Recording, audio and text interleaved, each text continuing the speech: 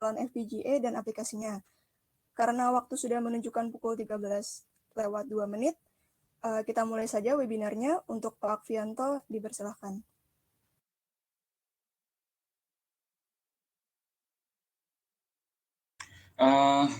Terima kasih. Bismillahirrahmanirrahim. Assalamualaikum warahmatullahi wabarakatuh.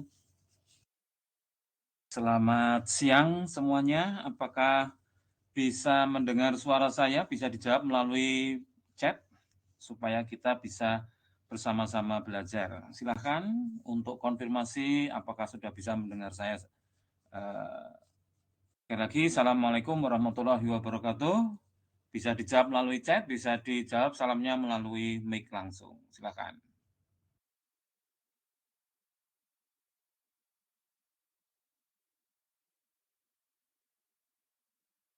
Baik, terima kasih moderator Mbak Ainun Nisa yang sudah memberikan waktu dan ruangan ya khususnya karena kita secara online.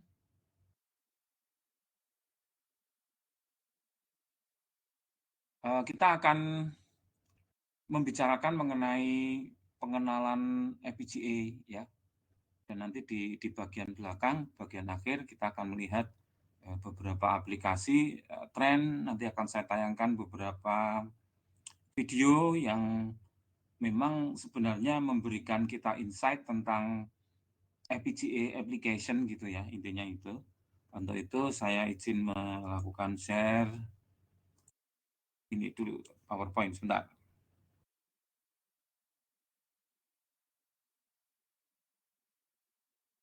Oke.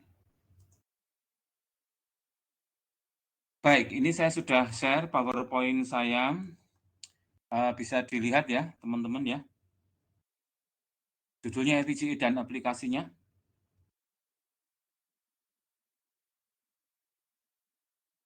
Bagaimana? Sudah bisa dilihat ininya, slide-nya?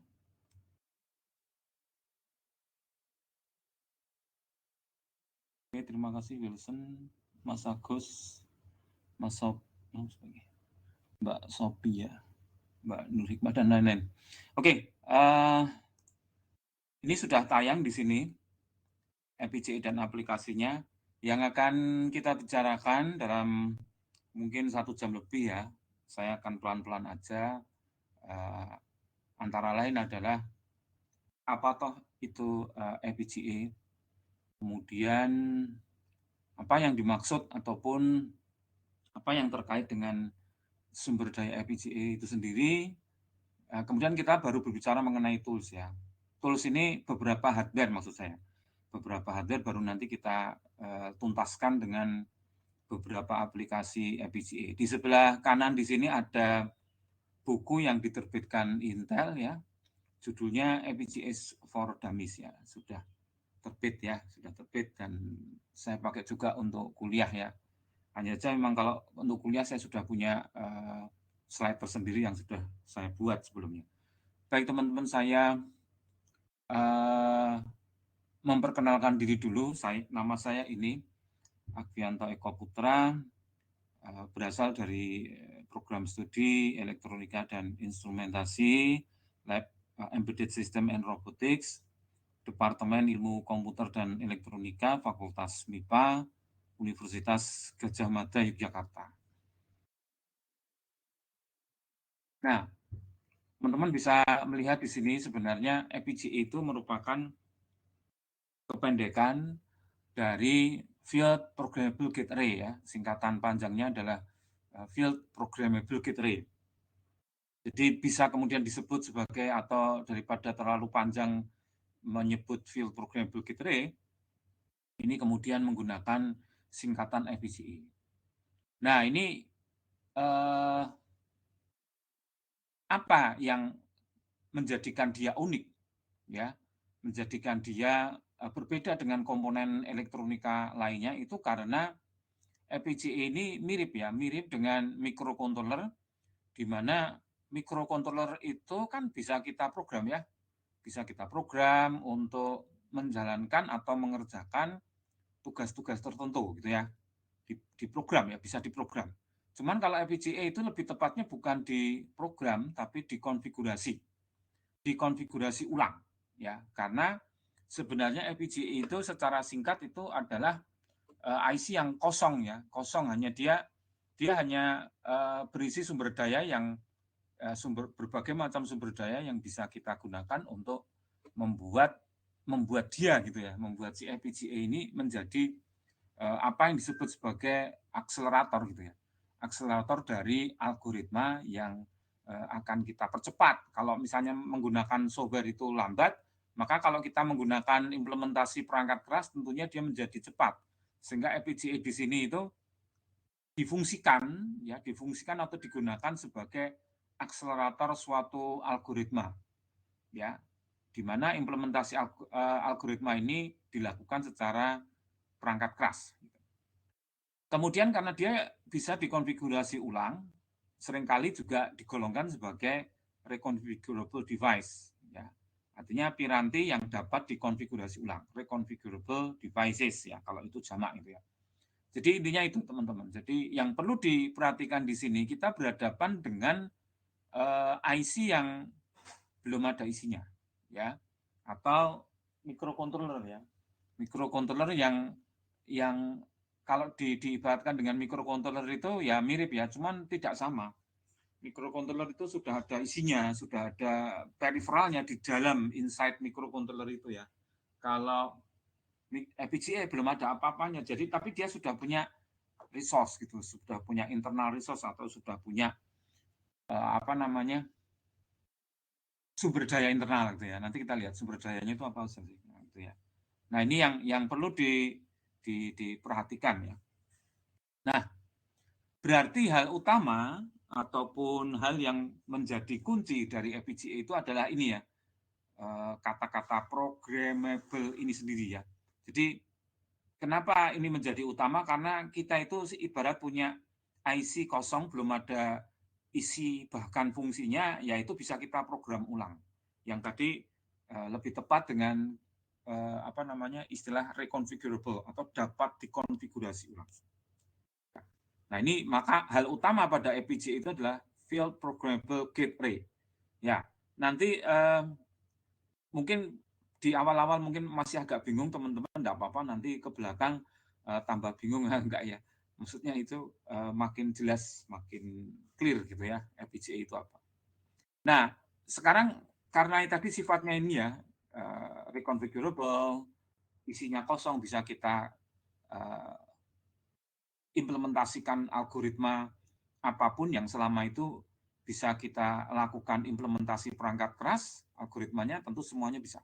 Nah, mengapa FPGA menjadi menarik? Karena yang pertama, siapa saja bisa membuat sistem ASIC ya. ASIC itu adalah kepanjangan dari Application Specific Integrated Circuit. Ya, sekali lagi, ASIC itu adalah Application Specific Integrated Circuit. Nah, di sini contohnya ASIC itu adalah apa namanya chip-chip yang kita gunakan untuk MP3 decoder gitu ya. Ya, IC-IC yang punya tujuan khusus ya. Misalnya IC yang untuk decoder MP3, IC yang kita gunakan untuk decoder gambar, JPEG dan seterusnya. Itu kita sebut sebagai ASIC ya, Application Specific Integrated Circuit. Jadi sekarang siapa saja bisa bikin ini ya. Ya, asalkan kenapa? Karena softwarenya sudah mudah sekarang ya.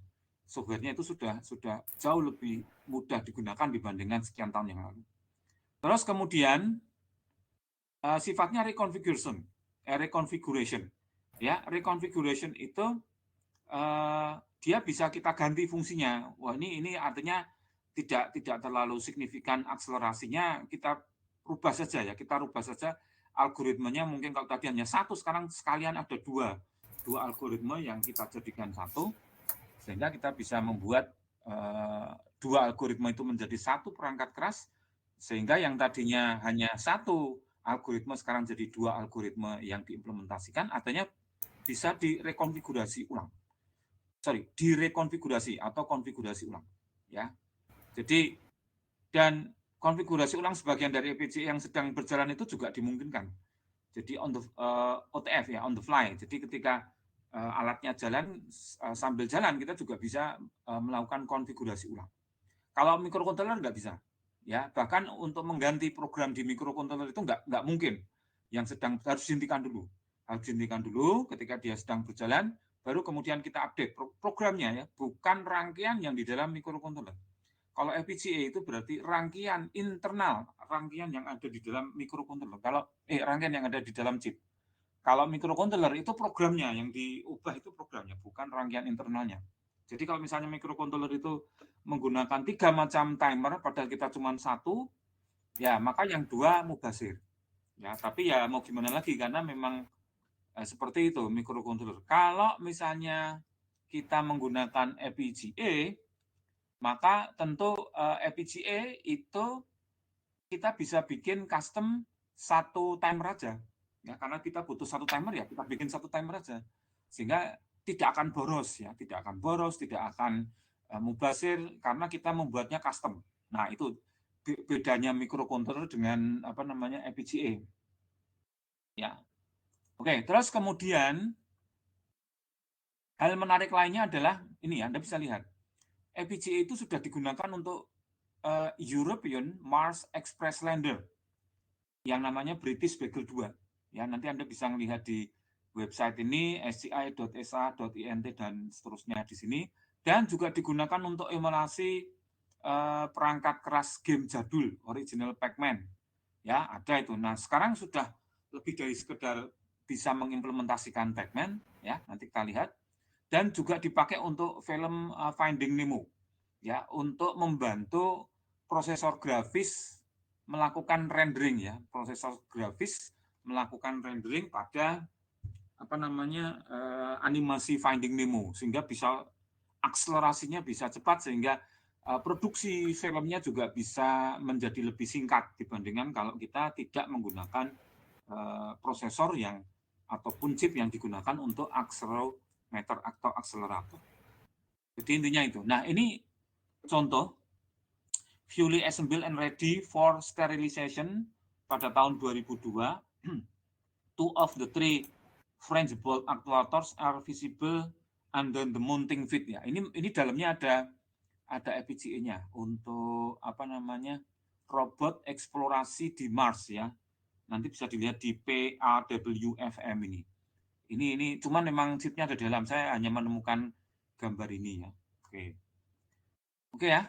Nah, ini yang tadi saya katakan Pac-Man ini gambarnya di sebelah kanan ini Pac-Man. Ini juga dibuat menggunakan FPGA ya. Jadi biar cepat bukan cepet-cepetan Pac-Man-nya, tapi akselerasi ataupun gamenya itu bisa cepat diolah gitu ya. Menggunakan akselerator pakai apa ini? Spartan 3E ya. Nah, sekarang sudah bisa untuk Pac-Man, Pac-Plus, Pong. Pokoknya yang legenda ya, melegenda. Game-game zaman dulu yang melegenda itu sudah di-rebuild, sudah dibuat lagi tetapi menggunakan FPGA. Nanti bisa diketik di Google itu namanya Shane Riddle ya. Yang menemukan atau yang membuat ini Shane Riddle. YouTube-nya juga ada. Oke, itu mengenai introduksi ya. Terus gimana cara kerjanya? Jadi cara kerjanya itu tadi sudah saya katakan si FPGA ini menggunakan resource ya. Tidak hanya satu ya, banyak resource. Salah satu resource-nya namanya adalah lookup tables. Lookup tables itu nanti saya tunjukkan di sini. Nah ini ya. Nah ini lookup tables ya. Itu keluarannya 1 bit ya. Tapi entry-nya bisa 16. Nah 16 ini bisa menggunakan 4 bit. Karena kalau 4 bit itu kan berarti 2 pangkat 4, 16. Jadi 16 entry. Ya. Kalau 3 ini berarti kemungkinan ada berapa ini? Ada 8 ya, 2 pangkat 3. 8 kemungkinan kombinasi ABC-nya. Ya. Nah ini memori ini ya. Kenapa kok pakai memori? Karena di FPGA itu komponen yang paling cepat melakukan processing itu ya memori ya. Sampai sekarang komponen dasar ataupun resource yang memiliki kecepatan tinggi di FPGA ya, itu ternyata adalah memori, dan memori itu kemudian diberi nama lookup table. Kalau kita punya 16 bit konfigurasi, itu berarti kita punya 2 pangkat 16 logic dengan 4 bit masukan. Ya. Jadi nah ini mungkin saya tunjukkan pada gambar setelahnya ini ya. Jadi kalau kita punya gerbang seperti ini, teman-teman yang sudah belajar atau barusan belajar kemarin elektronika digital, ini ada gerbang AND, ini ada gerbang NOT, ini ada gerbang OR. Jadi persamaan Y itu adalah A di AND-kan B, di OR-kan dengan NOT C. Nah, ini ya, A di AND-kan B, di NOT-kan dengan C. Nah, kita bikin, karena ini ada ABC, kita bikin tabel kebenarannya ya. Jadi kalau A dan B ini 0, tentu saja outputnya 0 di sini karena N. Nah, ini 0 ini jadi 1. Ya, 1 dengan 0 di OR-kan itu 1. Demikian seterusnya untuk kombinasi ABC itu 001, 010, 011, 100, dan seterusnya, kita akan mendapatkan tabel kebenaran seperti ini. Bisa Anda cek di situ tabel kebenarannya. Ya, oke. Nah, terus kemudian kita program ini ke lookup table ya, persis seperti ini. Ya. SRAM cell-nya ini kita isikan dengan Y ini. 10111011. Ini 101111001. Jadi nanti kita multiplexing aja ya. Kita ini program load, nanti di sini seperti di multiplexing tergantung dari input ABC. Kalau 000 berarti yang pertama ini. Yang isinya 1 akan diteruskan ke Y. Kalau misalnya 001 berarti ini isinya 0, ini 0 diteruskan ke Y. Jadi dengan kata lain bahwa Y yang sekarang atau tabel ini itu merupakan implementasi dari persamaan boolean ataupun gambar gerbang logik seperti ini. Jadi gerbang logik seperti ini diimplementasikan menggunakan lookup table atau memori. Itu jauh lebih cepat eksekusinya ya, perambatan propagation delay-nya dari sini ya. Dari sini sehingga nanti mana yang dikeluarkan ke Y itu lebih cepat daripada kalau kita membuat pakai gerbang logik. Nah, itu konsep lookup table yang ada di FPGA. Semuanya sama. Ya. Nah, yang lainnya, selain resource lookup table, kita juga bisa membuat pakai multiplexer sehingga apa namanya? Ini ya yang tadi A, B, C ini kemudian kita bikin seperti ini ya. Ini B, ini A. Kita menggunakan biasanya one hot encoding ini ya. Itu kalau Anda kuliah elektronika digital yang apa namanya? Chip implementation itu dibahas ya, seperti ini dibahas. Jadi multiplexer nih, ya multiplexernya ada 2 tingkat. Ini yang pertama, ini tingkat yang kedua. Juga nanti akan menghasilkan ya. Nah, tapi ini Anda lihat di sini AB ya. AB-nya itu tidak sembarangan. Kalau ini saya perbesar ya, sebentar ya. Saya zoom. Nah, ini yang ini A, ini B, ya. Kemudian, C-nya kok nggak ada ini. Nah, C-nya yang bawah ini ya. C-nya yang bawah. Yang lainnya dibuat 0 atau dibuat 1. Kenapa? Karena multiplexernya sudah tersedia seperti ini. Jadi kita bikin seperti ini. Kalau ini kan X ya, don't care ini. Don't care. Mau 0, mau 1, enggak masalah ini kalau X seperti ini. Nah, nanti ini bisa digunakan ini. Jadi propagation delay-nya itu dari input ini ya, tergantung dari A, ini 0. Kalau 0 itu berarti selalu ini ya, selalu ini. Ya. Kalau ini kita kasih 0 itu berarti multiplexernya yang atas ini ya. Ini 1 bernilai 1 gitu ya. Terus ini bernilai 1. Terus kalau C ya ini tergantung ini ya. Kalau 0 itu berarti ini 0 ya. 0 berarti yang terus. Nah itu jadi yang tadi yang lookup table seperti table jadi multiplexer.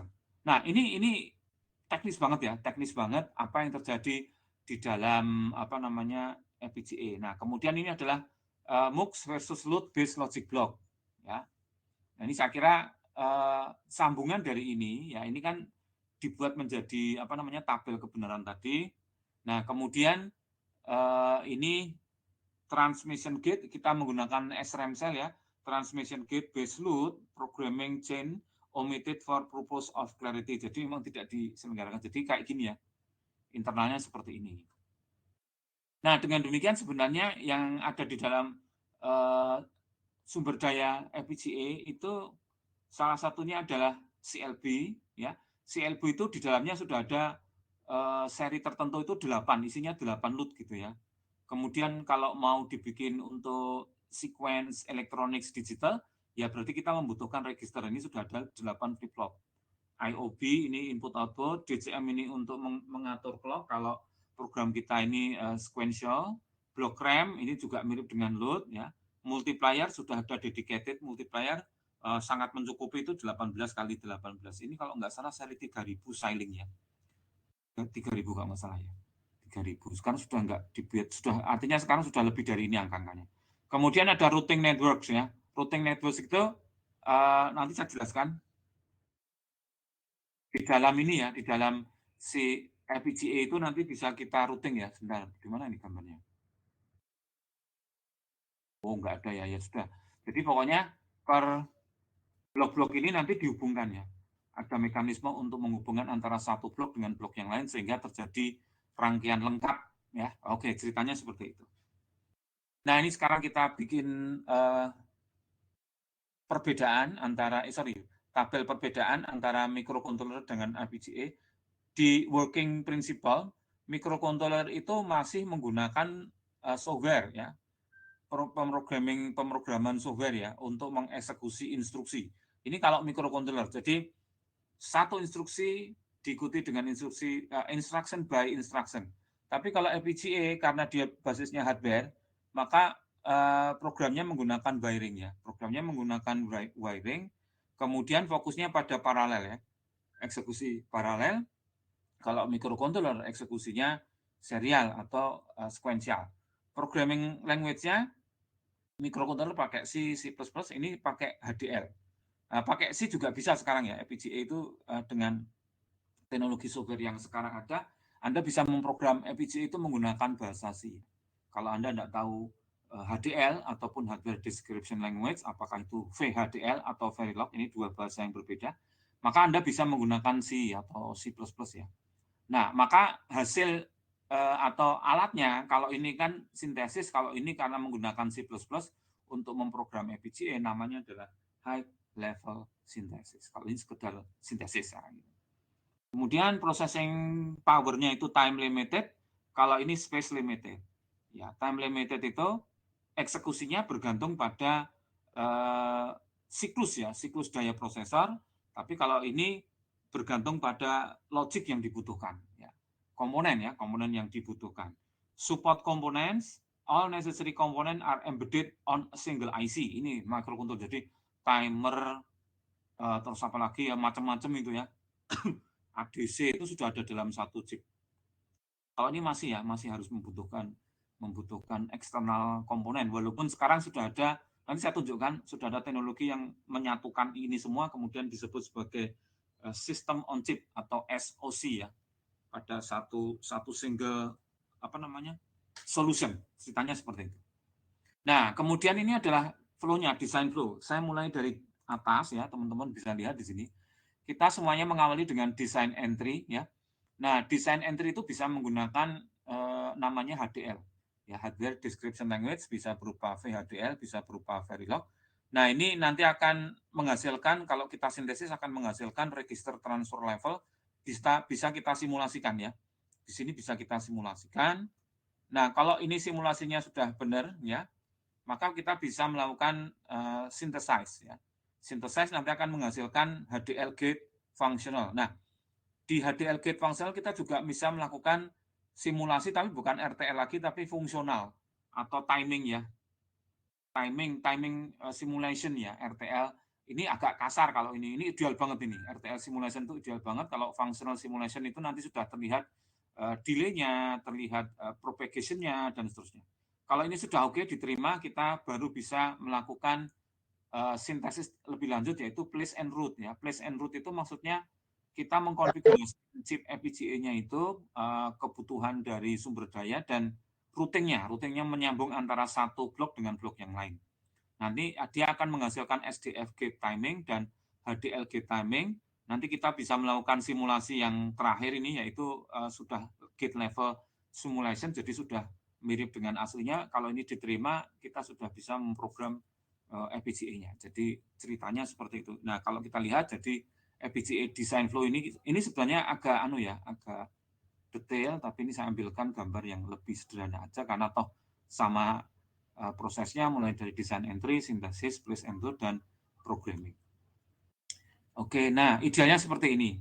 Ya, ideal embedded arsitektur itu antara prosesor dengan FPGA itu menyatu. Nanti saya tunjukkan bahwa sekarang itu perusahaan FPGA Xilinx yang diakuisisi oleh AMD. Kalau Altera itu diakuisisi oleh Intel. Ya, kalau AMD itu mengakuisisi Xilinx, itu sudah punya teknologi FPGA yang menyatukan antara prosesor dengan FPGA-nya. Nanti saya tunjukkan device-nya. Nah, ini ya, broadest cost optimized all programmable portfolio. Ini yang masih beredar sampai sekarang, seri Spartan. Seri Spartan itu biasanya untuk aplikasi yang I/O optimized, walaupun hanya ini disarankan aja ya. Kemudian Artix untuk transceiver optimized, ZenQ itu untuk sistem optimized, karena ZenQ ini sudah sistem on chip. Jadi kalau kita perhatikan di sini, teman-teman bisa lihat di slide ini ya. Saya mulai dari Spartan 6 dan Spartan 7, mahasiswa saya sudah banyak yang tidak pakai ini ya. Dulu 5 tahun yang lalu banyak pakai. Nah, kalau untuk any-to-any connectivity Anda bisa, mulai dari Spartan 6 ke atas itu bisa. Any-to-any connectivity untuk sensor fusion, mulai dari Spartan 6 itu juga bisa. Kemudian kalau untuk sudah mulai precision control safety security, disarankan menggunakan Spartan 7. Kalau untuk membantu dalam image processing sudah disarankan menggunakan Artix 7. Sudah mulai berat lagi analytic and cloud disarankan menggunakan ZenQ 7000. Nah itu ya. Oke, ini adalah tools ya. Tools yang kita miliki di lab Embedded System and Robotics ya. Ini apa ini? Ini seri Nexus 3 ya. Seri Nexus 3. Ini beli itu satu modul gini ya. Untuk prototyping maupun untuk belajar sangat cocok sekali. Ininya FPGA-nya ini ya. FPGA-nya dia menggunakan Spartan 6 ya. Ini ada tulisannya ya, Spartan 6, menggunakan Spartan 6. Terus yang lainnya bisa ini kalau misalnya kita tambahi, kalau Arduino itu pakai shield ya, ini juga menggunakan shield ya, kita bisa beli namanya P-mode ya, P-mode konektor ini 1 2 3 4 ya. Terus ada juga VHDC konektor, kemudian ada reset, ada 7 segmen kali 4, kemudian ada 4 button, ada berapa nih, 8 ya, 8 saklar, 8 LEDs ya, kemudian ada USB HID hotspot, VGA ini kalau mau ditampilkan ke layar display, atau kalau mau koneksi ke Ethernet bisa pakai kabel Ethernet ya. Kalau mendownload pakai ini ya, Adap USB port, melakukan programming ini. Power jack, power LED, dan lain sebagainya ini JTAG header. Oke. Jadi kalau kita beli itu satu set itu cuma dapat wadah ya, hardware-nya sama kabel ya, untuk mengupload program ke FPGA-nya. Jadi ini sifatnya itu bisa kita bikin ya, tergantung dari ini ya, sebentar.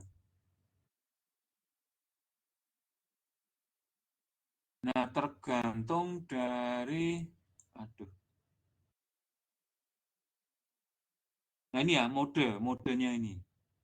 Jadi ada yang mode itu hanya diprogram, dia nyimpen selama ada satu daya, kemudian kalau satu dayanya dimatikan, maka akan Jadi ini ada power good LED, jadi ketika kita hidupkan, dia nanti hidup kalau sudah mengkonfigurasi dengan rangkaian. Nah, konfigurasi rangkaian itu bisa kita download langsung dari komputer, atau kita simpan ke EEPROM serial seperti ini. Jadi ketika dihidupkan, ya kita setting ini, ketika dihidupkan pertama kali, dia dari EEPROM serial ini langsung dimasukkan ke sini. Tapi kalau tidak, ya berarti dari Adap USB port ini kemudian dimasukkan ke FPGA-nya. Jadi ada beberapa cara.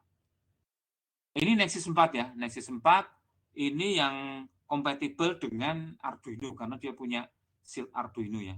Nah, kebetulan ini saya punya yang ini juga punya Nexus 4 sudah pakai DDR.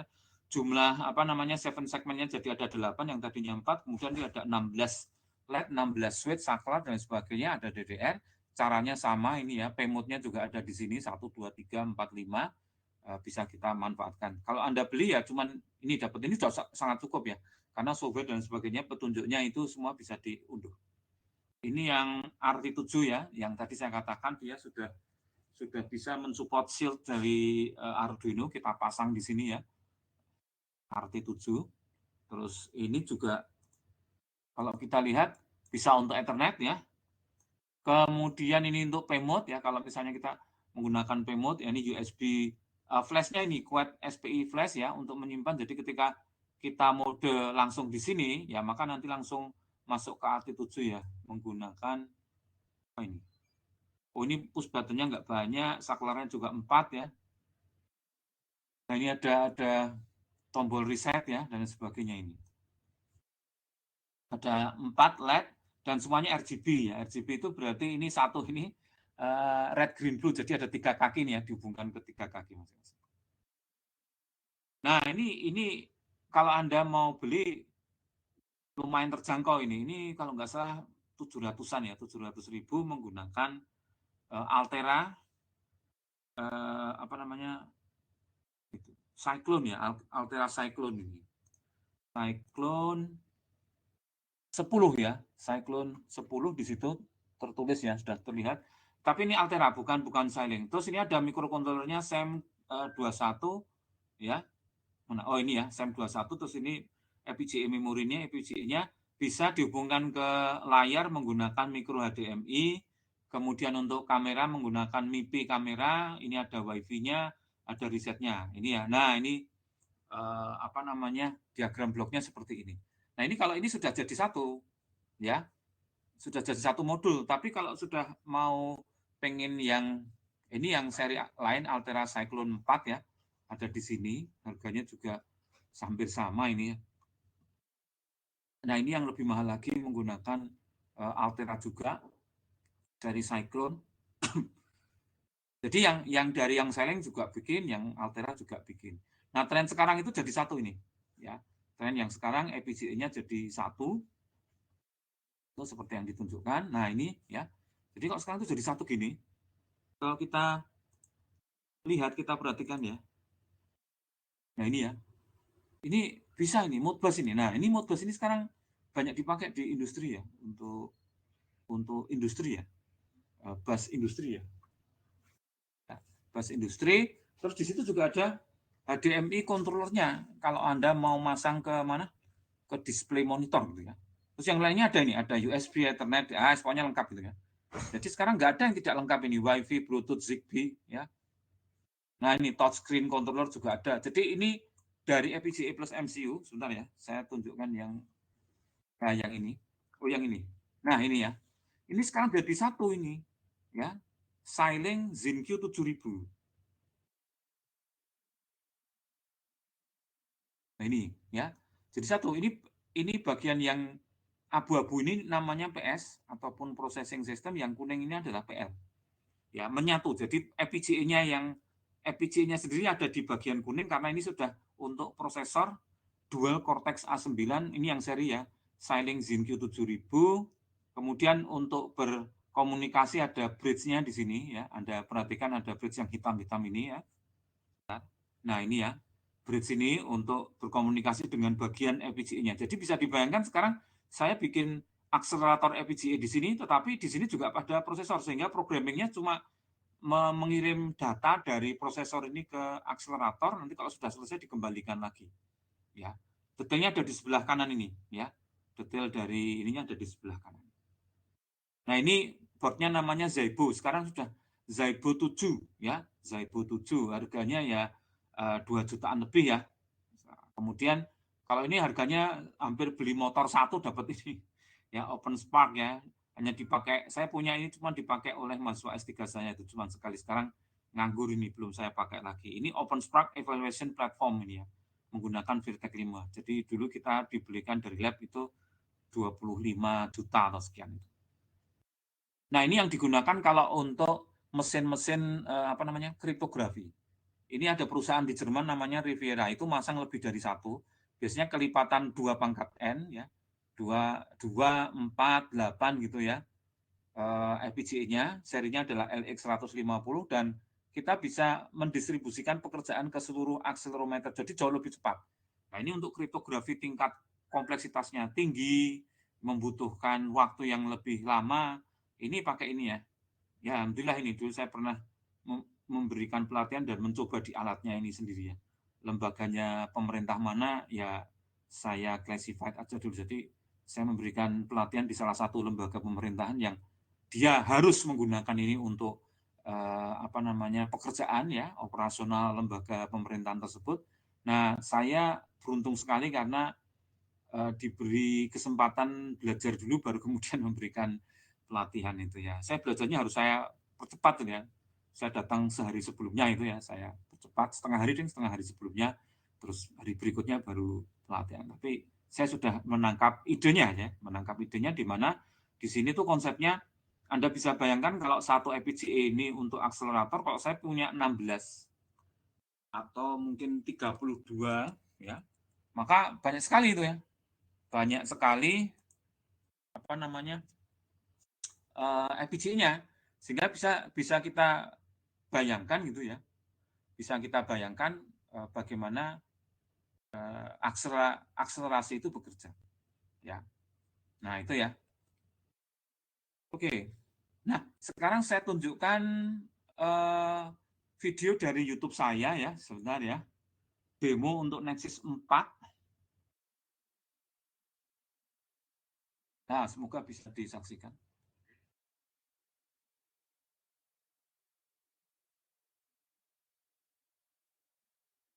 Itu dihidupkan, nanti lampu yang, nah ini ya, lampu ini hijau ini sudah ready.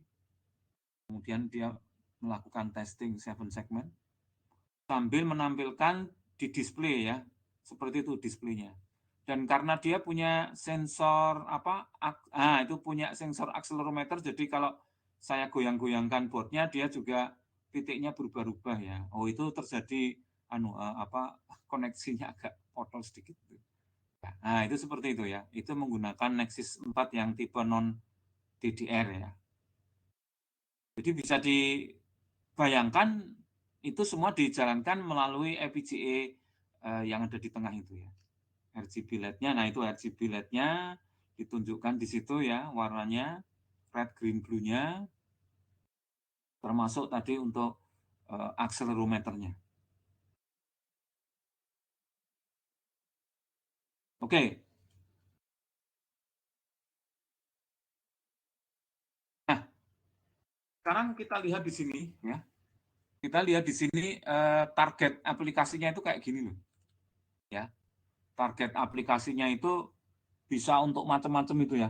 Kalau Anda perhatikan mulai dari data analytics, artificial intelligence gitu ya. Kalau Anda perhatikan di situ.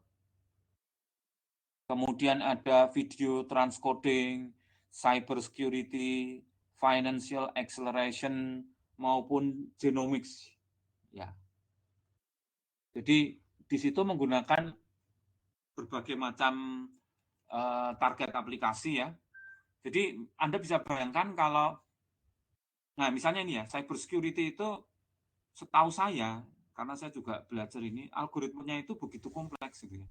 Cyber security itu algoritmenya begitu kompleks, begitu berat, dan memakan waktu yang cukup lama kalau melakukan processing.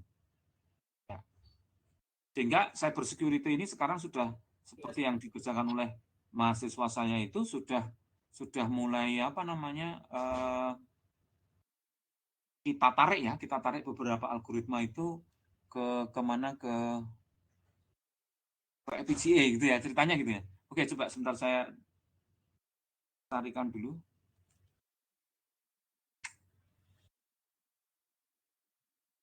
di website saya ya, sebentar.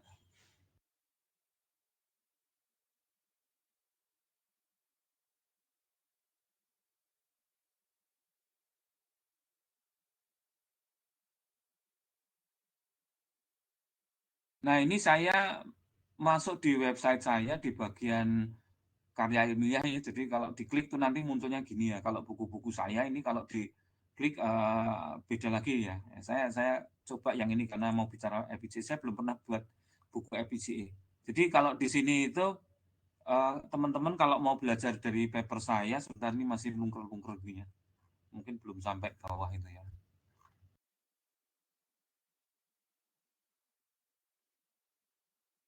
Nah, itu sudah ya. Saya pakai kata kunci FPGA. Nah, dari sini ketemu sekitar 20 ya. 20 mulai dari yang paling bawah misalnya. Sorry. Nah, ini ya. Itu paper saya dulu ini waktu S2 ini saya. ya. Waktu S2 saya tidak dapat soft copy-nya karena kebetulan seminarnya itu seminar offline gitu ya. Di proceedingnya bukan proceeding soft copy gitu ya. Proceedingnya itu proceeding pertemuan ilmiah, jadi dicetak gitu ya. Judulnya ini, aritmetika terdistribusi dalam Sailing EPGS dengan deskripsi VHDL ini. Ini paper saya yang pertama di EPGS tahun 98 ini ya. Tahun 98 saya coba perbesar. Nah ini ya, bisa dilihat di sini ya. Nah ini 98 bersama Prof. Jarsi, ini mentor saya di EPGE yang pertama kali mengenalkan dan membuat saya suka dengan EPGE yang bertanggung jawab ini ya, Prof. Jarsi Eko Stianto. Mungkin di antara Anda ada yang pernah dengar atau bahkan kenal. Terus ini saya sendiri, ini ya judulnya aritmetika terdistribusi. Nah, pada saat ini saya kerjakan, itu karena saya punya keprihatinan kalau saya menggunakan produknya Texas waktu itu untuk DSP hanya untuk filter, karena dia hanya punya 1 unit Mac, maka kalau 10 koefisien ya berarti dia harus bergantian 10 kali. Tapi kalau saya bisa bikin Mac paling tidak katakanlah 5 Mac ya, Mac itu kepanjangan dari multiplication and accumulation. Kalau saya bikin langsung 10, maka dalam satu pukulan itu sudah selesai. Tapi kalau Mac-nya satu atau proses dalam DSP atau digital signal processing itu Mac itu sering dipakai, maka kalau saya bikin satu, makainya 10 kali gitu loh. Ya, kalau satu itu butuh 1 detik ya, berarti 10 detik dong. Ya, 10 detik baru selesai. Tapi kalau saya udah sekarang ini kan sebenarnya dalam konsep filter itu tidak ada ketergantungan ya. Ketergantungan perkalian itu sendiri-sendiri kan sudah disiapkan koefisiennya sama datanya. Sehingga saya bikin 10 misalnya. Oh, di waktu itu saya bikin 1688. Ya, karena kalau 1688 itu karena 8 dengan 8 itu bisa pipeline yang optimize jika saya bandingkan dengan 16 ya. 16 gitu malah nggak optimize. Jadi saya bikin 88 gitu ya. Itu yang kemudian saya beri nama, atau pada waktu itu namanya distributed arithmetics ya. Jadi aritmetika tapi terdistribusi. Jadi Anda bisa bayangkan, saya punya Mac itu 8 ya. Jadi ini 8, ini 8. Barang-barang bekerja nanti ujungnya kita jumlahkan bareng. Nah, itu intinya gitu ya. Sebenarnya sederhana ya, cuman memang harus mikir itu. Itu tesis saya pada waktu itu seperti itu. Kemudian ini mahasiswa saya ini ya, Mas Hidayat, tahun 2006. Jadi agak panjang ini, 98 sampai 2006 itu 4 tahun berselang. Dia saya minta untuk bikin prototipe kunci digital membandingkan antara VHDL dengan Verilog. Ya, ini juga proceeding ya. Ada PDF-nya, kalau mau diunduh bisa kalau ada PDF-nya. Nah ini, ya. Nanti bisa dicek. Kemudian berikutnya, berikutnya 2007, ya. Ini implementasi prototipe sistem kontrol elevator sama Yuliadi ya, tahun 2007. Yang atas ini ada mahasiswa ini ya, Rizkining Ayu, itu membuat vending machine ya.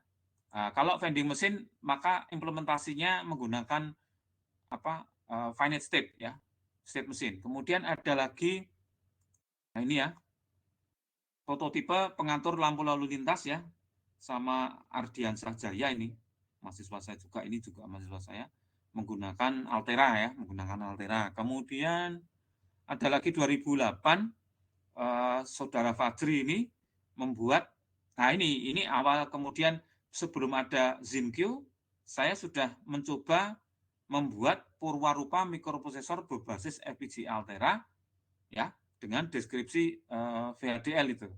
Jadi sebelum ada ZinQ ya, tahun berapa?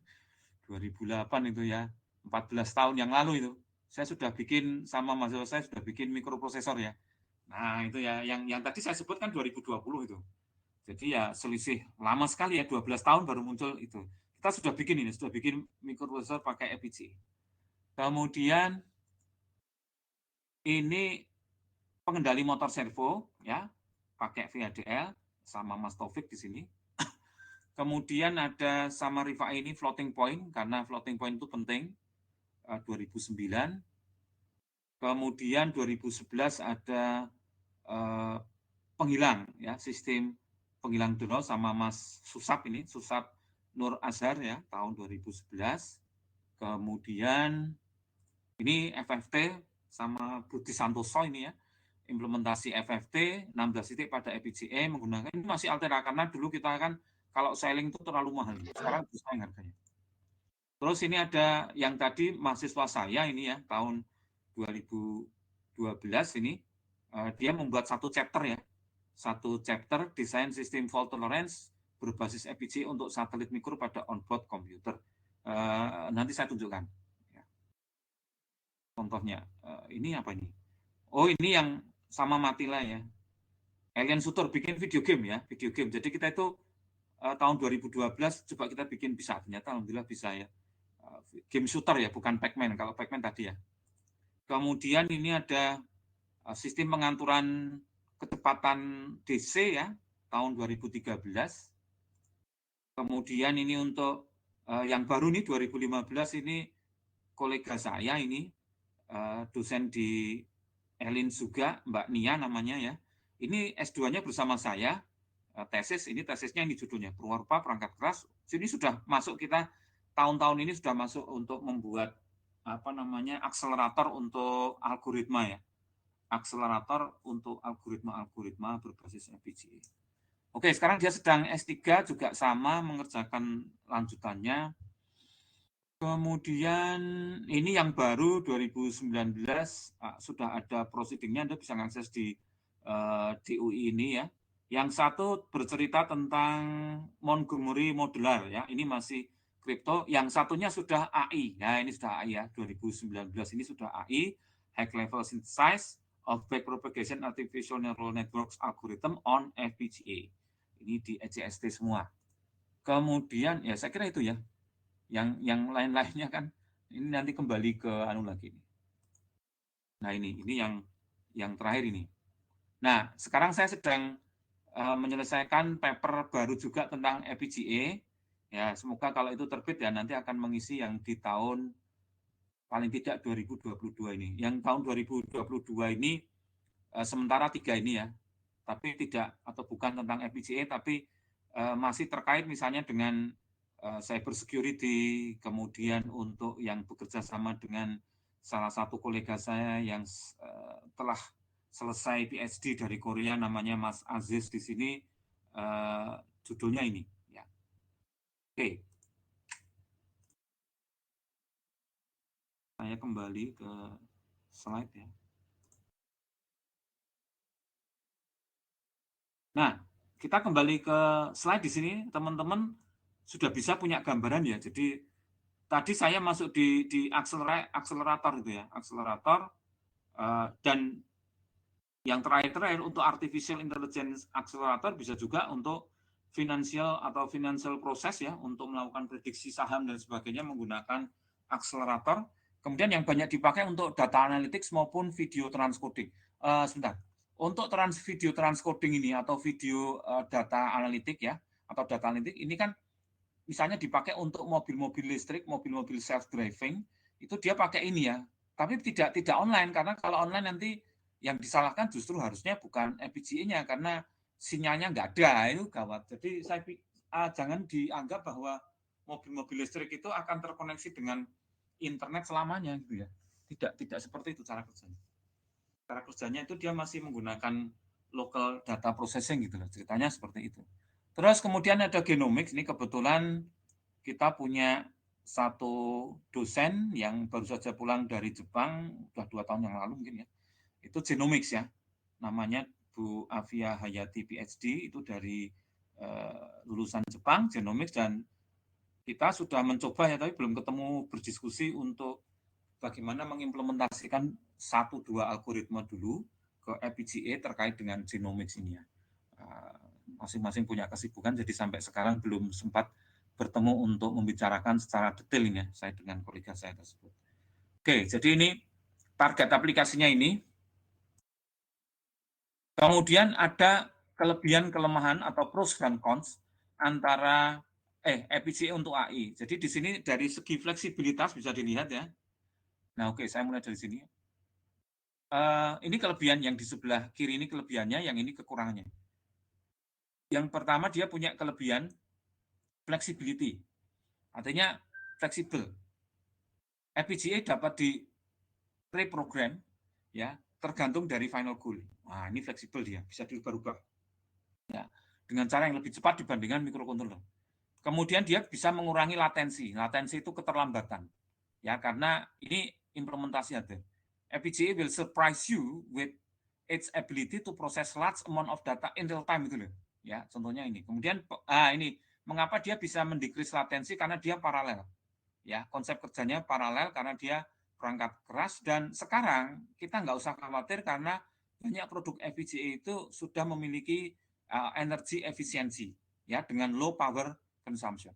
Namun dia juga punya kelemahan. Pertama, programming. Jadi reprogramming FPGA itu tidak mudah sebagaimana kalau tadi saya ngomong ya. Jadi juga perlu pengetahuan, perlu belajar dulu ya menggunakan VHDL. Kemudian kalau kita menjumpai algoritma yang kompleks ya, ternyata kalau kita menggunakan GPU dan CPU itu lebih mudah diimplementasikan daripada kalau kita mengimplementasikan algoritma yang begitu sangat kompleksnya ke FPGA. Namun ini bagian yang kedua ini dari disadvantage dari FPGA, sekarang sudah ditangani dengan apa yang tadi saya sebut sebagai HLS atau High Level Synthesis. Jadi sintesisnya sekarang pakai bahasa tingkat tinggi, tidak harus pakai bahasa tingkat perangkat keras. Ya, misalnya bahasa C, bahasa C++ itu bisa. FPGA itu mahal, ini juga relatif ya. Kemudian lack of libraries. Nah, kalau ini memang ya mohon maaf tidak seheboh Arduino. Tapi saya yakin dalam tahun-tahun berikutnya nanti library-nya akan tambah banyak. Nah, biasanya kalau library itu kita harus beli ini biasanya. Nah, ini jadi supaya teman-teman punya gambaran gimana pun juga teknologi apapun juga punya kelebihan dan kekurangan. Oke. Oke, sekarang saya tunjukkan video yang terkait dengan sebentar ya. Vitis ya, yang tadi saya katakan dia bisa membantu untuk programming ini ke bidang AI.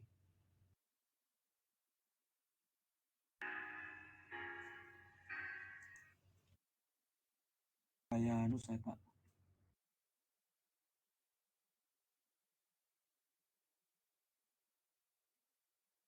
Enggak. Oke, supaya bandwidth-nya enggak boros. Data is exploding, innovation is exponential, and algorithms are changing rapidly. On top of that, Moore's Law is running out of steam. How can your hardware keep up with ever-increasing demand? Hardware acceleration. And there's no better accelerator than the one custom-made for you with Vitis, bringing the power of Xilinx Adaptive Compute to all developers. We're talking software and hardware developers alike, with unique capabilities for domain-specific areas like machine learning and data science. Developing algorithms is hard enough. You shouldn't need to fight your development environment too. Vitis bridges the gap between your idea and deployment, enabling unparalleled performance with out-of-the-box, easy-to-use acceleration libraries. Go beyond with powerful custom hardware composed entirely in software, accelerating your application end-to-end. You get development tools, including a suite of compilers, the Vitis Analyzer for performance profiling, and debuggers that support high-level languages like Python, C, and C++. Vitis tools are designed to integrate seamlessly into your existing development environments and workflows. It also includes x86 and ARM runtimes for interacting with accelerators implemented in Xilinx SoCs, FPGAs, and ACAPs. Finally, you get an extensive set of domain-specific accelerated libraries, delivering best-in-class performance that allow you to mix and match or develop your own to accelerate your applications end-to-end. With this rich set of libraries, familiar software environment, and industry framework support, Vitis brings the power of Xilinx Adaptive Compute platforms to everyone. For more information, visit xilinx.com/Vitis. Ya, itu softwarenya namanya Vitis ya. Dia sudah integrated dengan apa namanya AI. Jadi kita dari sisi kita itu sebenarnya sudah dipermudah sekarang. Kemudian perkembangan yang terakhir itu saya mengikuti webinarnya AMD Xilinx, itu dia sudah bikin modul yang bisa untuk robotics ya. Maksudnya untuk adaptive robot ya, adaptive robot, dan pemrogramannya itu sama sekali orang itu mungkin tidak sadar kalau modul namanya KRIA, KRIA itu ada FPGA-nya, karena di mana di software-nya itu memang tidak menyebut dia pakai FPGA karena sudah langsung menyebut nama modulnya ya. Nah, itu kalau untuk KRIA ya. Jadi sampai sebegitunya ya, sampai sebegitunya perkembangan FPGA untuk sekarang. Jadi kira-kira 5 tahun 10 yang lalu itu nggak seperti ini. Sekarang sudah cukup banyak pemain. Pemainnya cuma Xilinx AMD yang paling melonjak. Hanya teknologi software sama hardware untuk mendukung FPGA itu sudah begitu rupa, sudah begitu apa namanya banyak mengalami perkembangan gitu ya. Ceritanya seperti itu. Jadi nanti silakan, nanti kita bisa diskusi, bisa ngobrol sebentar selama masih ada waktu ya. Saya coba untuk melanjutkan dulu. Nah, ini gambaran mengenai automated driving. Ya. Jadi platform Xilinx Automation atau XA itu sekarang memainkan peran, nah ini salah satu brand saja ya Xilinx ya. Yang lainnya kan ada Altera yang diakuisisi oleh Intel. Kalau ini Xilinx diakuisisi oleh AMD. Ya. Itu memainkan peran yang penting dalam memberdayakan modul AD ya, automated driving maksudnya, yang sangat canggih, yang memiliki kinerja dan kapasitas yang lebih tinggi untuk memungkinkan aggregation, pre-processing, distribution data yang high kecepatan tinggi ya, high speed, serta untuk yang tadi sudah saya katakan akselerasi komputasi. Ini dilakukan secara lokal ya. Karena biasanya itu kan kalau kita asumsikan IoT menggunakan konektivitas yang cukup tinggi ya, ideal gitu ya, maka yang kedua berpengaruh selain apa namanya high speed ya, bandwidth, itu adalah kemampuan prosesornya ya, kemampuan yang di ujung sana untuk melakukan akselerasi komputasi gitu loh. Ceritanya seperti itu. Nah, di sini contohnya ya, ketika kita menggunakan automated driving, itu salah satunya di sini ada di mobil ini ada kamera yang menghadap ke dalam, bukan keluar. Kalau keluar sih kita sudah tahu itu ya, untuk supaya tidak menabrak, supaya menghindar dan segalanya. Tapi yang penting yang kedua ada yang di dalam, ya namanya driver and cabin monitoring system.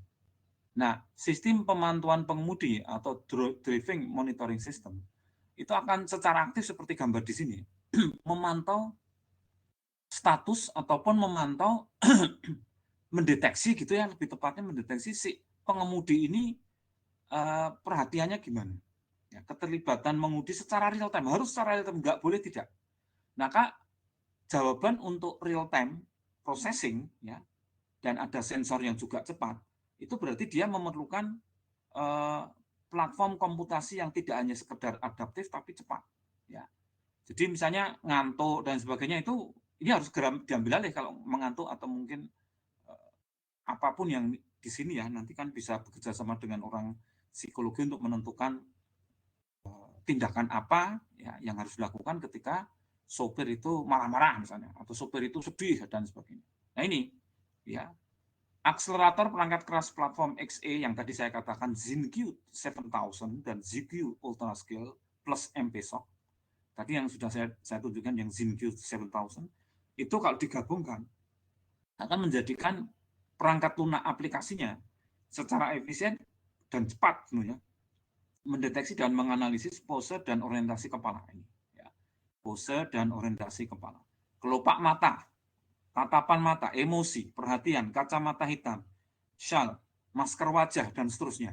Jadi dia akan mendeteksi dan akan memberikan respon, membantu respon yang aman untuk apa namanya proses pengemudian. Ya. Nah, sampai sebegitunya teman-teman. Jadi sampai si mobil itu jadi tanda petik smart ya, smart untuk membantu kita dalam proses mengemudi. Jadi sebenarnya ketika kita ngantuk, maka si mobil ini akan serta-merta mungkin akan mengambil alih, mungkin belum 100% ya, tapi mungkin 50%, di mana kita mulai ngantuk, dan ketika dia ngantuk, maka dia harus segera memutuskan apakah membawa mobilnya ini supaya aman ya ke pinggir jalan. Kalau itu di tol dia tahu ya, dia akan mengurangi kecepatan, pokoknya kondisinya itu harus aman sampai dia benar-benar bisa berhenti dan memberi waktu kepada sopirnya untuk tidur ataupun istirahat sejenak, sampai sebegitunya. Ya, nah ini yang tadi saya katakan sebagai automated driving. Oke, itu ya. Terus berikutnya ini untuk smart vision ya, smarter vision. Ini all programmable solution, misalnya untuk membantu pilot pesawat terbang mengambil keputusan ya, ini juga kan tidak boleh pesawat terbang ini, tapi ini kan kalau pesawat terbang ini kan sekarang sudah ada teknologi by wire gitu ya istilahnya, yang otomatis itu ya. Nah ini bisa dibantu, jadi kalau terbang dengan automatic pilot ya, by wire gitu ya, itu mulai enhance visionnya, synthetic visionnya, ini ilmu-ilmu sendiri nih, heads up display, helmet mounted display, image fusion, image stabilization and tracking ini ya. Terus kalau smarter ini untuk night vision dia juga bisa, radar and sensor imaging, secure communication, sensor fusion, multispectral imaging, situational awareness. Nah, ngomong-ngomong kalau Anda pernah lihat filmnya Tom Cruise yang terakhir Maverick itu tidak ada AI-nya ya. Semuanya dikendalikan oleh pilot, dan itulah kehebatan pilot Top Gun. Top Gun itu kan didirikan tahun benar-benar nyata itu ya, tanggalnya lupa, tapi tahun 69 ya. 69 tahun 1969 untuk mendidik pilot-pilot luar biasa dari Amerika. Ya, mungkin hanya 1% ya. The top pilot ya, the top 1% pilot untuk dididik di Top Gun ya. Jadi dia menjadi fighter ya, pilot fighter, fighter jet gitu ya, jet tempur yang luar biasa, kemampuannya bermanuver seperti yang di film Top Gun, maupun yang kedua baru saja itu bagus sekali, Top Gun Maverick ya, dari segi cerita maupun dari segi kalau kita orang teknologi, iya ya, ini kalau misalnya si Tom Cruise-nya itu atau si Maverick-nya di situ dia berperan sebagai Maverick digantikan dengan smart system, maka pilot itu akan mudah ya, kalau mudah menghindar, dia bisa memprediksi nanti ada ini loh, misil loh, wah ini keren loh, ada apa musuh loh, nah, misalnya prediksi loh sebelum terjadi ya, itu luar biasa ya, dengan peramalan vision gitu ya, suasana langit tuh kalau gini tuh naga-naganya mau diserangnya gitu ya, misalnya kayak gitu ya. Kadang-kadang kita memang terlalu jauh berkhayal gitu ya, sehingga tahun berapa itu ya, udah lama banget ya, sebelum 89 atau 88 kan ada film The First Terminator gitu. Itu saya nonton lagi film apa sih? Ya. Kok dari apa namanya, masa depan itu dikirim robot untuk membunuh ya, membunuh ibunya itu malah ya. Itu seperti itu, saya bingung gitu ya, terutama itu mah ceritanya maju mundur gitu. Tapi akhirnya paham bahwa itu tuh robot ya, cyber organism ya, robot. Ya tentu saja kalau kita bicara robot seperti Terminator sudah masuk AI-nya ini. Nah tahun segitu kan saya belum paham ya. Pengetahuan robot saya ya cuman robot biasa ya. Belum tahu kecerdasan artifisial. Nonton film itu sampai heran dong. Maksud sih ada robot, besoknya ada robot seperti Terminator itu ya. Ternyata setelah berjalannya masa, tahun demi tahun itu akan benar-benar ada itu ya. Insya Allah akan benar-benar ada ini. Kalau beberapa mahasiswa saya mengerjakan robot humanoid itu masih untuk langkah menendang, langkah berjalan supaya tidak jatuh ketika didorong, seperti itu. Nah, beberapa yang lain sudah menggunakan kamera untuk melakukan deteksi dulu. Ya, nanti kita bisa masukkan kecerdasan artifisial, dan kedepannya memang saya akan melibatkan banyak FPGA untuk membantu itu. Sekarang sudah ada ya, cuman kedepannya kita perbanyak aja ya papernya ya, penelitiannya dengan teman-teman yang ada di elektronika instrumentasi, dan mudah-mudahan nanti juga tahun depan kita sudah punya S2 elektronika instrumentasi gitu ya. Salah satunya adalah fokus pada implementasi AI ya. Karena toh AI itu sudah kita biarkan saja teman-teman dari ilmu komputer untuk mengembangkan algoritmanya ya. Kita fokus di pengembangan algoritma AI supaya pas dimasukkan secara perangkat keras, karena itu juga butuh pengetahuan sendiri gitu loh ceritanya. Oke ya. Nah, ini yang berikutnya itu masih di angkasa, cuman makin naik ke atas, yaitu untuk Earth observation. Jadi meningkatnya kebutuhan satelit pengamat bumi untuk memproses gambar optik resolusi tinggi atau data sensor radar dapat diatasi dengan FPGA komputasi yang sangat adaptif dari Xilinx, dari Altera, dan seterusnya. Misalnya untuk kompresi gambar on-board, pemrosesan waktu nyata juga membutuhkan banyak DSP. Nah, ini adalah paper yang tadi saya katakan sudah cukup lama, 2014 ya, sudah 8 tahun ya, sekitar 8 tahun kita bikin FPGA untuk mengimplementasikan recovery error modulnya, mitigation teknik ya. Untuk satelit juga, ini untuk technical implementation of dual mode fault tolerant. Ini mahasiswa S3 saya sudah lulus, itu namanya Mas Haryono, seorang ilmuwan dari LAPAN ya, dari LAPAN. Sekarang namanya BRIN gitu ya, dulu LAPAN gitu. Jadi kita perhatikan dulu di sini untuk gambaran FPGA di luar angkasa.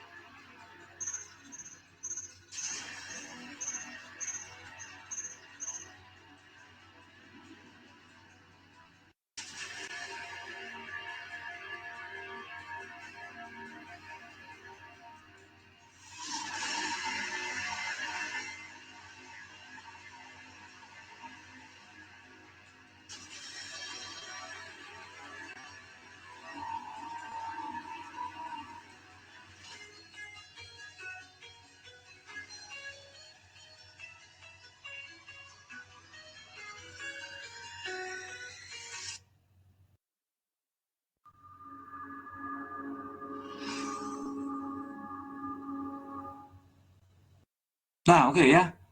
Jadi tadi ada Vivado. Vivado itu adalah software ya yang kita gunakan sampai sekarang untuk merancang gitu ya.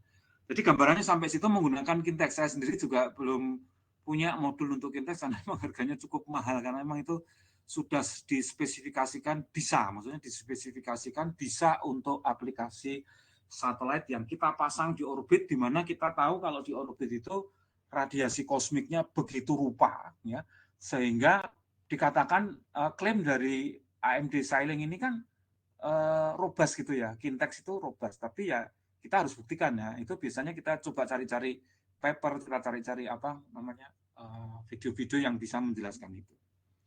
Oke, kita lanjutkan teman-teman. Nah, ini gambaran ya, gambaran cloud example, yaitu data center FPGA acceleration. Jadi lebih dari sepertiga cloud service itu sekarang itu sudah menggunakan FPGA sejak tahun atau 2 tahun yang lalu ya, 2-3 tahun yang lalu, 2020. Aplikasinya ini ya, image identification, security, sampai big data. Algoritmnya kalau image classification itu sekarang yang CNN ini sudah masuk ke FPGA maupun di GPU ya, sudah masuk. Kalau dulu itu kan cuma CPU, sekarang ada co-package SCPU dan FPGA seperti yang tadi ZenQ 7000. Terus ini ada integrated, kalau dulu ini co-package ya, seperti MKR 4000 itu. Kalau ini jadi satu. Ya, today sampai sini ya. Sudah sampai ke compression big data. Nah, ini klaimnya itu adalah 2 kali performance increase through integration, reduces total cost of ownership by using standard server infrastructure, dan increases flexibility by allowing for rapid implementation of customer IP and algorithms. Ya. Jadi ini gambaran kasarnya atau gambaran perkembangannya sudah sampai ke situ, teman-teman. Oke. saya kira untuk mengakhiri saya cukup menayangkan ini ya. Untuk masa depan bagaimana? Artinya kalau kita memiliki sistem dengan basis FPGA untuk saat ini, itu memungkinkan kita menambahkan fitur perangkat baru, dan perbaikan bug itu bisa on the spot. On the spot itu sambil jalan, tidak perlu dihentikan, biar jalan prosesnya. Kemudian arsitekturnya yang fleksibel dapat disetel sesuai dengan aplikasi. Nah, FPGA itu telah merevolusi cara kita berpikir tentang perangkat keras dengan memperkenalkan perangkat keras yang lunak, itu ya istilahnya, ini saya ambil dari bahasa asing aja. Nah, dia juga punya komunitas open source namanya Open Course ya. Komunitas open source untuk perangkat keras, opencourse.org. Nah, sekarang untuk saat ini sehingga batasan antara perangkat keras dan perangkat lunak itu menjadi tidak terlalu terlihat atau makin lama makin kabut, semuanya menjadi satu. Tapi intinya bahwa semuanya kita gunakan untuk kemanfaatan manusia sendiri. Baik, saya akhirnya dengan ini memperkenalkan Kria ya. Tadi saya sudah sebut-sebut Kria. Sekarang silakan disaksikan dulu ini untuk yang tadi bisa untuk adaptive robot.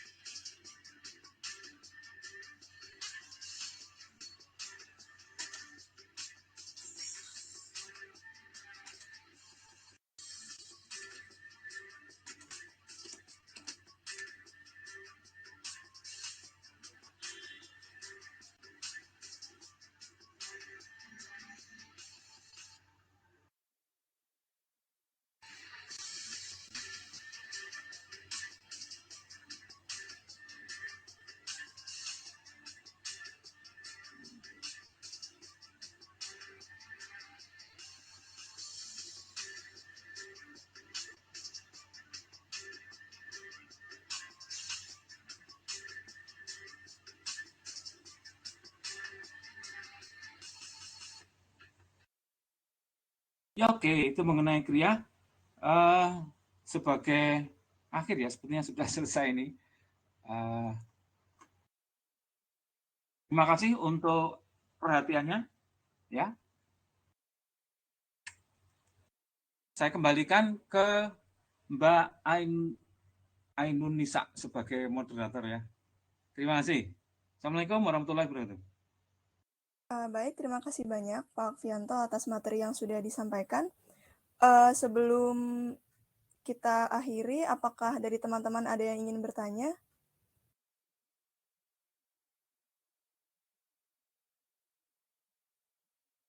Mungkin kita tunggu sampai 14.20 gitu kali ya Pak. Siapa tahu ada teman-teman yang ingin bertanya lebih dahulu.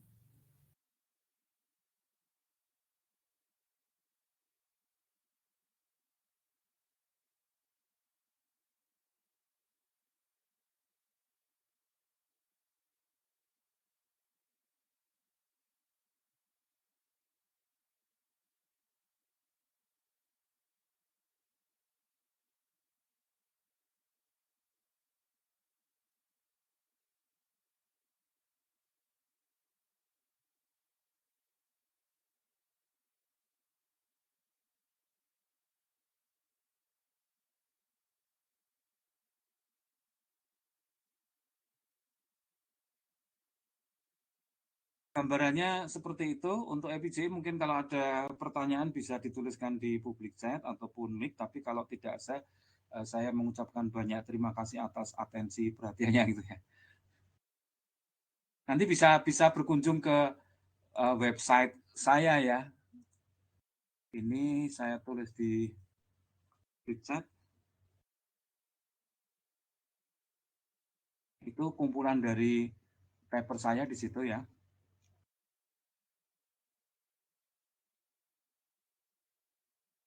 Oke. Silakan Mbak Ainun Nisa, monggo. Baik, jika dari teman-teman, mohon maaf Pak, ini ada satu pertanyaan dari Seno.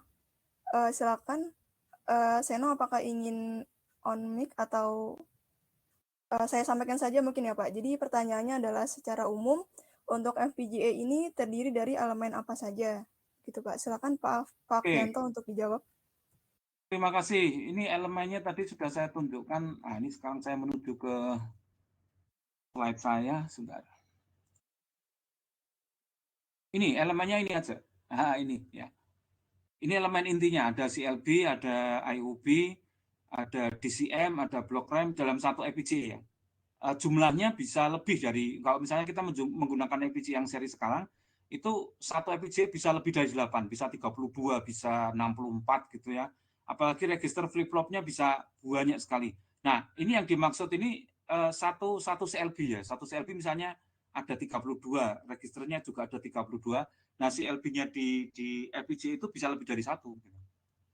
CLB, kalau IOB-nya tergantung jumlah pin dari ininya ya. DCM, kalau DCM cuma 1 atau 2 karena ini hanya untuk ngatur clock. Block RAM juga bisa lebih dari 2, multiplier. Routing itu untuk membantu menghubungkan antara satu modul dengan modul yang lain. Oke, bagaimana? Baik Pak, terima kasih. Tapi emang benar-benar sangat customize ya Pak ya untuk. Betul ya, sangat customize. Ya, benar itu, sangat customize. Baik Pak, terima kasih untuk penjelasannya. Terima kasih Mas Seno. Mas Ahmad Ridwan, apa yang harus kita persiapkan untuk pemula dan dimulai dari mana? Belajar VHDL-nya dulu. Ya, belajar programmingnya dulu paling gampang karena mengingat FPGA itu kan modulnya atau alat pembelajarannya itu masih relatif mahal. Mungkin kita bisa juga, jadi menurut saya gini, belajar VHDL-nya dulu ya. Belajar VHDL itu di luar sudah banyak itu. Anda bisa mengikuti pakai YouTube, bisa kalau Anda ikut kuliah IoT FPGA itu juga nanti akan saya awali dengan belajar VHDL atau Verilog terlebih dahulu, tapi kita pakai VHDL. Kemudian untuk ini saya tampilkan dulu ya sebentar ya. MKR tadi ya harganya. Tunggu sebentar.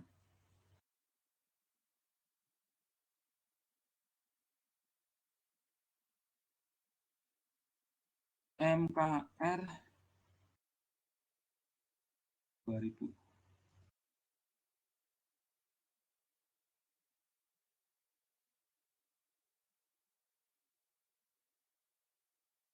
Oh, kok belum ada ya? Jadi tadi yang MKR 2000 itu yang ini. MKR Vidor 4000, sorry salah ngetik.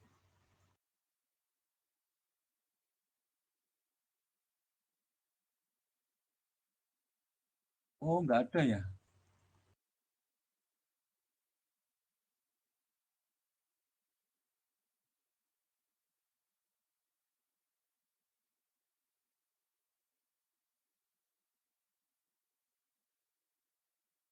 Oke, saya tunjukkan ya di slide ini aja.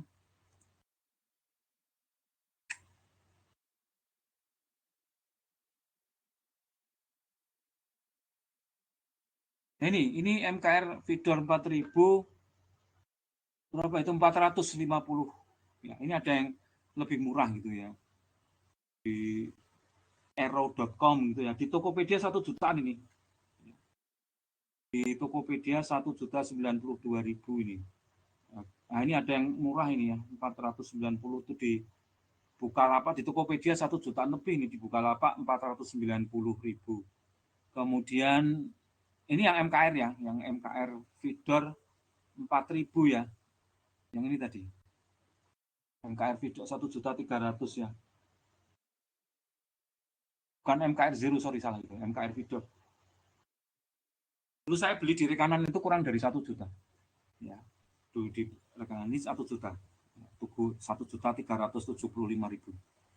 Nah, untuk memulai Anda bisa yang lain ya. Misalnya VHDL tutorial. Nah, ini ada di YouTube ada ini ya. Anda lihat VHDL tutorial, ada VHDL lecture 1 basic gitu ya. Itu bisa belajar dari sana dulu bisa ya. Ini kalau saya klik ya. Hai guys. Nah ini ya, masuk ke sini itu, mana ini? Saya share linknya aja. Itu kira-kira persiapannya itu aja dulu ya. Kalau mau pakai hardware yang murah aja. Kemudian Wilson. Masalah yang sering dihadapi dalam pembelajaran dan riset FPGA itu biasanya hardware-nya mahal. Tapi sekarang relatif lebih murah dan jadi sekarang itu relatif lebih murah dan gampang diperoleh. Kalau zaman saya dulu itu saya harus menunggu dari guru saya yang beli dari luar negeri terus saya dipinjemi. Ya. Terus kalau untuk belajarnya VHDL itu relatif mudah. Jangan punya pikiran wah angel iki ya. Jangan, tapi relatif mudah. Jadi seperti itu ya. Kemudian kalau sudah masuk ke penelitian masalahnya adalah bagaimana kita memodifikasi algoritma itu ya dalam bentuk VHDL terutama supaya dia itu memiliki nilai kecukupan di dalam FPGA-nya ya. Di dalam FPGA-nya di dalam implementasinya. Jadi biasanya muter di situ ya. Tapi kalau kita sudah tahu sudah belajar VHDL, sudah sering baca artikel untuk melakukan optimasi VHDL-nya dan sebagainya, kita akan tahu caranya bagaimana. Nah, sekarang ada yang namanya high level synthesis atau HLS yang Anda itu mulai dari bahasa C, bukan bahasa VHDL. Oke, permasalahannya ya cuma seputar-putar itu. Berikutnya, Fatan Agil, apakah dengan mempelajari platform microcontroller seperti Arduino, ESP dapat membantu kita dalam memahami FPGA? Dari segi logika betul. Ya, karena cara berpikirnya antara kita implementasi microcontroller dan FPGA itu sama gitu ya. Nah, sekarang persoalannya gini, saya ambil contoh. Saya akan buat sederhana aja LED berkedip 1 detik pakai Arduino. Nah, kan gampang itu. Kita hanya membutuhkan perintah digital write sama delay kan. Digital write, pin high, kemudian delay, digital write lagi, pin low, kemudian delay. Itu kalau kita menggunakan Arduino atau mungkin ESP juga boleh ya. Sama aja itu konteksnya. Gitu kan. Jadi kita akan mendapatkan blink LED. Kalau pakai FPGA, Anda harus berpikir gini, gimana caranya supaya LED itu ngeblink per detik secara hardware. Nah, itu kan. Jadi yang satu logika software, yang satunya logika hardware. Berarti dengan demikian saya harus punya semacam rangkaian flip-flop ya, flip-flop itu ya. Karena flip-flop itu biasanya digunakan untuk on off secara rutin gitu ya. Jadi paling tidak ada satu flip-flop yang dua output itu satu key, satunya not key gitu ya. Nah, itu kan kalau satu nilai yang pertama 0, maka yang satunya high ya. Yang pertama low, yang satunya high, yang satunya high, satunya low gitu ya. Nah, itu kemudian kita bikin trigger ke D flip-flop atau flip-flopnya itu per detik. Nah, per detiknya kita bisa menggunakan source clock yang ada di dalam FPGA. Jadi beda tuh ya. Nah, itu semuanya ditulis menggunakan VHDL. Gitu ya. Jadi ya lumayan kalau sudah punya pengetahuan microcontroller itu benar-benar tidak kita mulai dari nol ya. Itu jadi jangan dihilangkan pengetahuannya itu. Artinya kita bisa masuk dari microcontroller kemudian nanti switch ke FPGA itu sangat-sangat bisa. Oke, Pak. Untuk materi apakah bisa di-share ya? Nanti saya hubungi ke ininya aja, ke apa? Bisa sih sebenarnya karena cuman PDF ya, tapi ini belum saya PDF-kan. Nanti silahkan menghubungi moderator ya, karena saya tidak punya untuk link di sini ya. Ya nanti bisa menghubungi ke moderator atau minta saja ke email saya, Pak, gampang ya. Minta ke email saya. Emailnya ini. Nanti kalau Anda butuh silahkan hubungi saya untuk saya kirim PDF-nya. Oke, terima kasih itu ya. Emailnya afi@ugm.id. Silahkan kalau Anda butuh ininya, PDF PowerPoint-nya bisa saya kirim lewat email aja lah. Ya, karena mungkin tidak semuanya membutuhkan. Oke, ada lagi nih. Mas Adrin, jangan Mas Adrin. Dalam praktek FPGA, seberapa jauh pengetahuan tentang register-register terkait pada blok FPGA dan nggak usah dalam-dalam. Artinya kalau kita punya pengetahuan tentang register, pakai aja. Berarti VHDL kita itu nanti VHDL primitif ya. Jadi kita mainnya pakai register bisa, sangat bisa.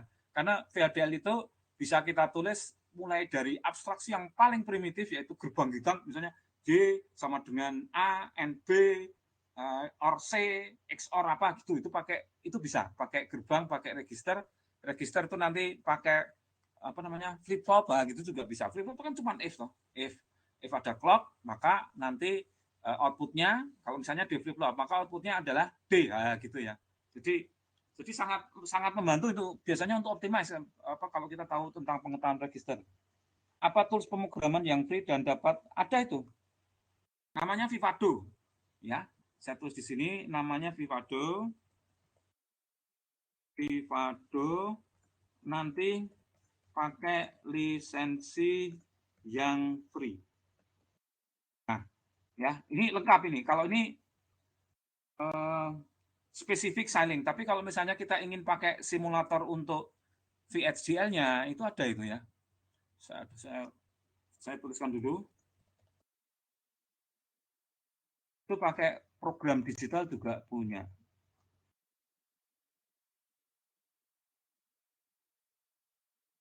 Nah, free VHDL simulator, silahkan nanti dicek lagi ya. Saya kasih linknya ini, biasanya saya juga ngambil dari sini, ini punyanya si VHDL WIS ya. Nah, linknya di sini. Sorry. Nah, itu ada macam-macam itu. Ya, di situ ada boleh milih ya. Yang free, banyak yang free. Jadi intinya kita itu belajarnya pakai VHDL free, ada pakai Quartus bisa ya, itu yang free, kemudian Vivado yang free juga banyak gitu ya. Nah, itu bisa di ya. Model SIM juga bisa, itu macam-macam. Itu di web itu ya. Judulnya adalah Free VHDL Simulators Alternative. Juga bisa pakai free resource ya, basic. Nah, ini kalau mau belajar VHDL, ini saya kasih linknya, biar sekalian.